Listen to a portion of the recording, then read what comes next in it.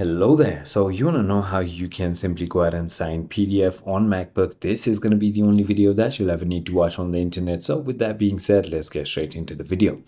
So on the PDF file that you want to go ahead and sign on, simply go ahead and select it. Go to this viewfinder right over here, because normally it's going to be something like that. You want to turn it to that one and click on markup right over here. Once you've done that, this is going to go ahead and launch. And now all you need to do is up here, there's going to be this little signature icon. Click on that.